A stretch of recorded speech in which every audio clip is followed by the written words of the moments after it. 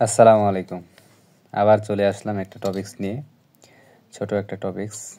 আসলে এক হাত দিয়ে ধরে এক হাত দিয়ে ভিডিও করাটা খুব কষ্টের একটা ক্লাস। এখানে একটা ইম্পর্ট্যান্ট জ্যামিতি আছে, ব্যবহারিক জ্যামিতিতে এটা আসে ৭ অধ্যায়ের এসএসসি 2025 এক্সাম পেজের জন্য। এখানে বলা আছে যে একটি ত্রিভুজের এবিসি আঁকো। এবার একটা ত্রিভুজ আঁকতে বলছে যার একটা কোণ, এটাকে বলা হয় এই চিহ্নটার নাম কোণ। তাহলে কোণ বি, কোণ বি ইকুয়াল টু 60 ডিগ্রি দেওয়া আছে এবং কোণ সি ইকুয়াল টু দেওয়া আছে 45 ডিগ্রি এবং পরিসীমা মানে তিন বাহুর সমষ্টি, অর্থাৎ যে কোনো ত্রিভুজে তিনটা বাহু, এটা একটা বাহু, এটা একটা বাহু, এই বাহুটা, এই তিন বাহুর সমষ্টিকে বলা হয় পরিসীমা।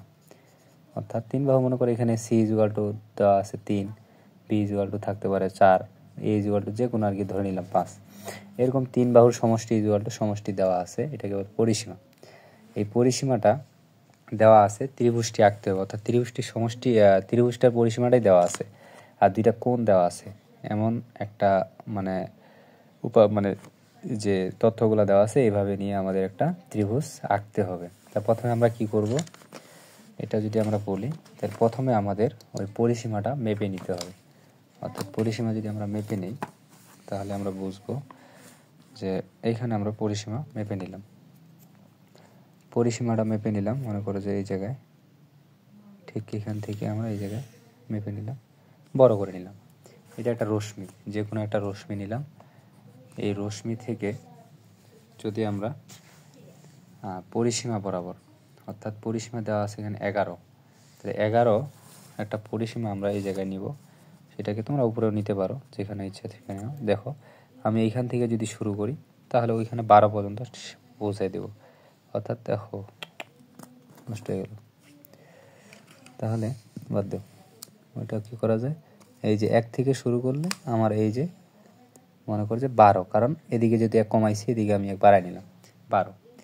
এই 12 এর পরিমাপের পরিসীমা দেওয়া আছে, এটা একটা ত্রিভুজের পরিসীমা দেওয়া আছে, তাহলে 12। তাহলে এটাকে আমরা পি ইকুয়াল টু ধরতে পারি 12।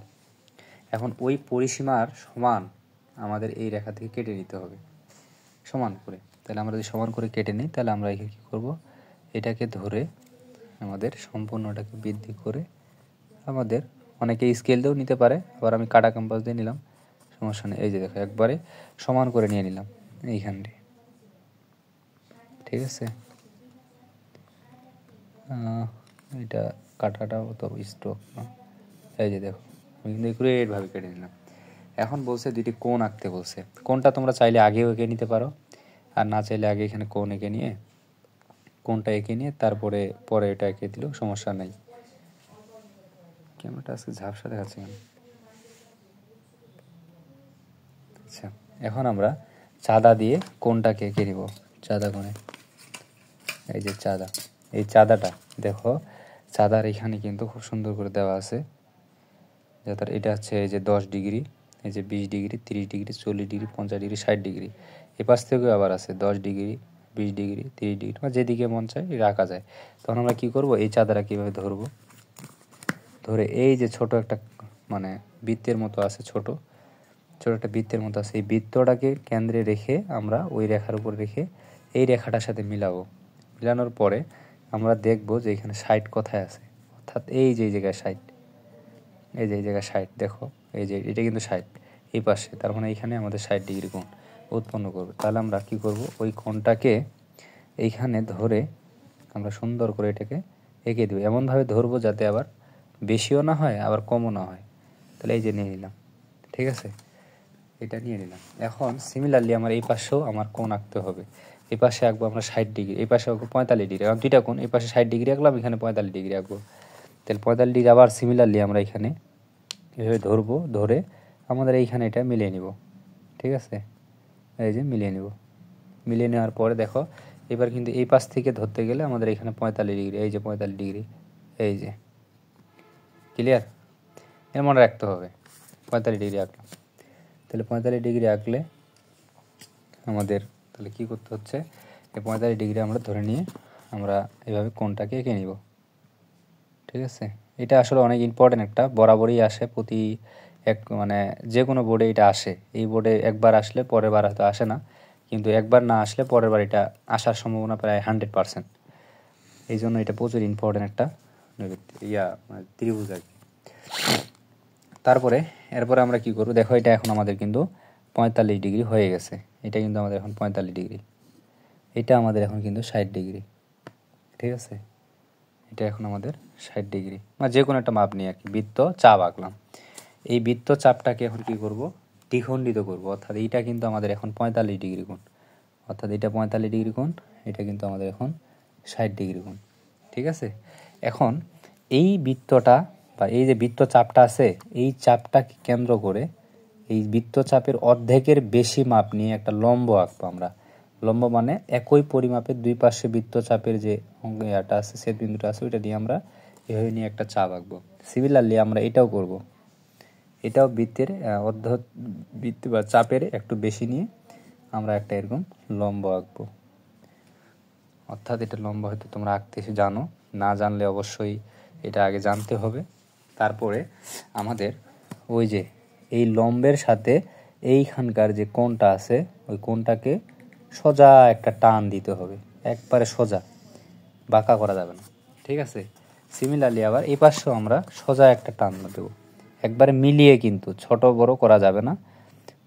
তবে স্কেলটা সুন্দর করে ধরলে আর যে রুলটাকে চিকন করলে, এই রুলটা আবার সামান্য একটু মোটা, চিকন করলে একুরেট মাপ দেয়। এই জন্য একটু ভালো রুল নিয়ে জ্যামিতি আঁকতে হয় সবসময়। তাই দেখো এটা কিন্তু এখন এই কোণটাকে দ্বিখণ্ডিত, অর্থাৎ আমরা জানি লম্ব যখন আমরা আঁকবো তখন দ্বিখণ্ডিত হয়ে যায়। তাহলে এটা এই কোণটা এখন দ্বিখণ্ডিত, তার মানে এটা যদি সাইড হয় এইটুকু হবে 30, এইটুকু যদি 45 হয় তাহলে এটা হবে 22.5 ডিগ্রি কোণ উৎপন্ন হয়ে গেল।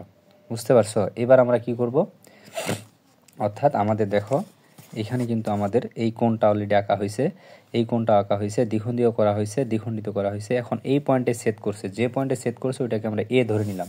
অর্থাৎ এটা বানায় বানায় বলা যায় যে যে পয়েন্টে সেট করছে ওই পয়েন্টে আমরা এ ধরে নিলাম।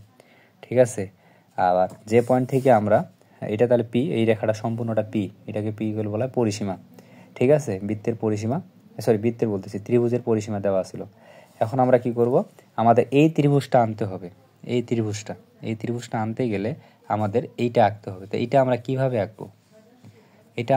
আঁকবো, এটা দুইভাবে আঁকা যায়। প্রথমত আমরা চাইলে এখানে কোণ দিয়ে আঁকতে পারি, অথবা আমরা এখানে লম্ব এঁকেও আমরা আঁকতে পারি। লম্বটা আমরা কিভাবে আঁকতে পারি, এখন লম্বটা আমি কিভাবে আঁকবো, দেখো সিমিলারলি আমরা যদি এইটাকে এবার কেন্দ্র করি, দেখো এইটাকে আমরা কেন্দ্র করে এইটার অর্ধেকের বেশি নিলাম, অর্ধেকের বেশি নিয়ে যদি আমরা এই পাশে একটা লম্ব আঁকি, আর এইখানেও আমরা ধরে যদি এই পাশে আরেকটু বেশি নেওয়া দরকার ছিল, এটা দেখো এই যে এইখানে দেখো একটু বেশি করে নিলাম। সিমিলারলি আমাদের এই পাশেও আঁকতে হবে, এই যে। ঠিক আছে, দেখো সুন্দর করে, তবে অবশ্যই বোঝা যেতে হবে কিন্তু হালকা করে, এই দেখো। ঠিক আছে, এই যে লম্বটা আঁকলাম না, এই লম্বটা আমরা এইভাবে সেট করে দিব আগে।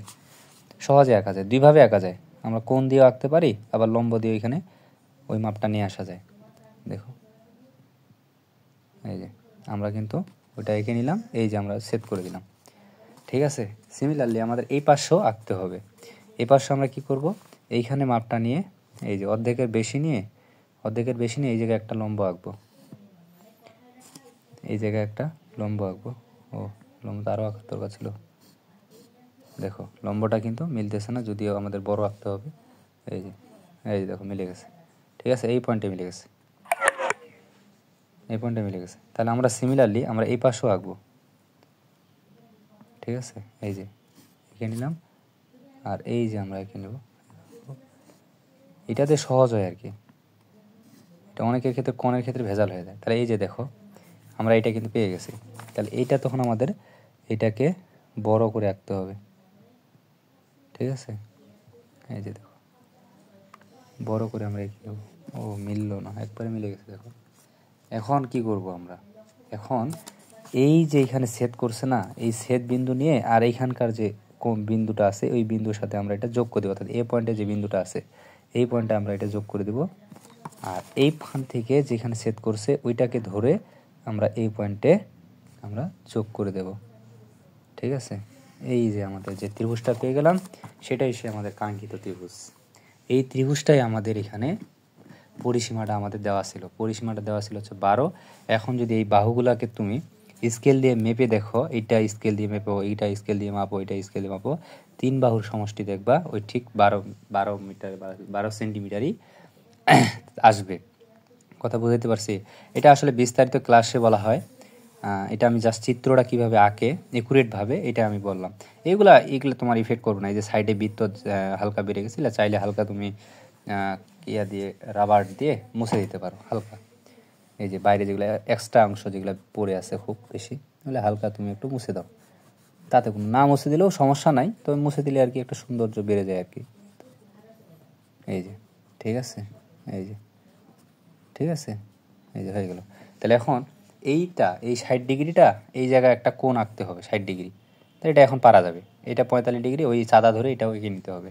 এই যে আঁকলা, এটাকেই বলা হয় তোমার একটি ত্রিভুজের এবিসি আঁকো, বা একটা ত্রিভুজ আঁকো যার কোণ দেওয়া আছে 60 ডিগ্রি, একটা কোণ দেওয়া আছে 45 ডিগ্রি, পরিসীমা দেওয়া আছে 11 সেন্টিমিটার, অর্থাৎ 11, এটা 11, 12 না, এটা সরি, এটা 11 ছিল, 11। এই 11 পরিসীমা নিয়ে এই ত্রিভুজটা আঁকতে হবে। তো ঠিক আছে, আসসালামু আলাইকুম, ভালো থাকবেন।